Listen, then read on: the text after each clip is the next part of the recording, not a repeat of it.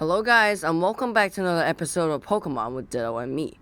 Today's video is a sequel to Laxby's video, which briefly talks about stats, roles, and items. If you haven't watched it yet, check it out by clicking the link in the description, although you don't need to watch it first to understand this video. If you haven't watched the previous video, I made an announcement back then that I'm planning my first live stream for a 25 subscriber special, so please subscribe to my channel if you want to, ring the notification bell. Now, without further ado, let's dive into today's topics, statuses, hazards, and some tips on good team coordination. First off, statuses. There are 3 kinds of statuses, and all of them have their own unique effects. The first, and the most commonly used one, is Serious Poison, inflicted by the move Toxic. Normal Poison, inflicted by typical poison moves, will inflict damage equal to 1/16 of a Pokemon's maximum HP.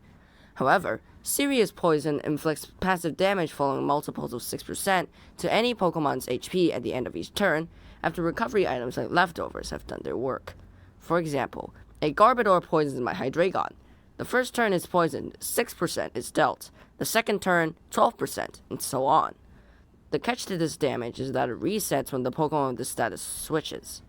Poison types and steel types cannot be afflicted with the status, unless the afflictor has the ability Corrosion, which is the signature ability of Salazzle. Secondly, we have Paralysis. This status is usually spread by electric-type moves, which cuts a Pokemon's speed in half, and also has a 25% chance to make the victim unable to move for a turn. Despite what it may seem, ground types aren't completely immune to this status. That title will go to the electric type. In this battle, I have a superior against the opponent's Quagsire. I have the move Glare, which causes paralysis, of course, and is a normal type move, so it actually affects the Quagsire. And there, a ground type Pokemon paralyzed. Thirdly, we have Burn. Huh, you better have Burn, heal! Idiotic joke aside, this status is not to be overlooked. A Burn not only inflicts 6% passive damage per turn, but also cuts the base power of all physical moves in half. For example, I send out my Zacian against an enemy Ho-Oh. I managed to use Wild Charge against it, deal a significant amount of damage to it, but it uses Sacred Fire, a move that has 50% chance to burn the opponent, and successfully inflicts the status. Now, Wild Charge, despite being super effective, only does regular damage to Ho-Oh, leaving it to simply recover the HP lost at will and safely finish Zacian off. Now, we've covered those, let's get into the next big thing, entry hazards.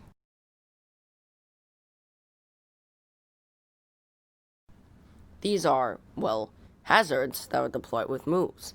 For example, Stealth Rock, the move that forced Charizard into oblivion. This hazard deals damage to Pokemon being switched in, and the damage dealt depends on the Pokemon's type weakness to rock. For example, Stealth Rock will only do 6% to a ground-type Sandslash, but 25% to a fire-type Arcanine. You can visit Full Swipe Gaming, a channel dedicated to explaining Pokemon way more deeply than I do, for a detailed history for this particular hazard. Next, Spikes. This hazard will deal fixed damage depending on how many layers there are laid on the enemy's field. 1 layer does 12%, 2 layers deal 18%, and 3 layers deal 25%. Now, we have Toxic Spikes. There are spikes that inflict the poison status upon a Pokemon being switched in. They can be stacked, like spikes, but only 2 layers. 1 layer is normal poison, which inflicts 12% damage every turn, and 2 layers is serious, aka bad poison, which does damage based on multiples of 6. We also have Sticky Web, a rare hazard which lowers the opponent's speed by 1 when it switches in. Lastly, Steel Spikes. These are Steel-type Stealth Rocks that function basically identically, except that the damage dealt depends on the Pokemon's weakness to Steel.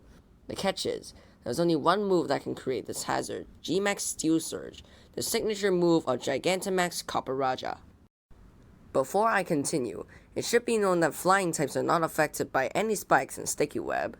Poison-type Pokemon absorb toxic spikes, and Pokemon with the item Heavy Duty Boots will not be affected by any hazard. There are also moves that can remove hazards, Rapid Spin, Defog, and Court Change. Defog, a pretty common move especially among flying types, can remove all hazards, screens, and terrain on the field. However, it removes all the hazards, including yours. That's where Rapid Spin comes in. It only removes the hazard on your side of the field, and increases your speed by 1 stage. However, this move is not perfect either, and it has a normal type move, meaning you cannot use it on a ghost type. Lastly, the Obscure Chord Change is the second signature move of Cinderace, which swaps the hazard on your side of the field to your opponent's, and vice versa. This move works best when the opponent sets up a lot of hazards on your side, but there are none on the opponent's side. This is the main drawback of this move, alongside it being learned by Cinderace, which is best in an attacker rather than a support, led it to obscurity. This last topic is more of a guideline than an explicit thing: team coordination. This is really down to your personal preference. We're going to talk about a few meta team bases. The first is hyper offense teams. These are teams that are mostly comprised of strong attackers, be it physical or special attackers. Secondly, we have balanced teams. This is the jack of all trades teams, usually having multiple Pokemon of the same role. Lastly, we have stall teams. There are status spamming and bulky teams that will usually have a hard time breaking through. So, treat these teams like being in a rock, paper, scissors relationship. Hyper offense defeats balanced teams defeat stall, and stall teams defeat hyper offense teams, well, most of the time. There are also teams dedicated to one sweeper Pokemon, but those are pretty niche and fairly risky. Anyways, that was it. This is the end of this long series of the competitive guide to playing Pokemon. It was fun to do something else to Pokemon Showdown videos, and I sure hope they helped you to understand more about the game. Also, major shout out to one of my fans which I collaborated with to create this series. So guys, see you next time and bye.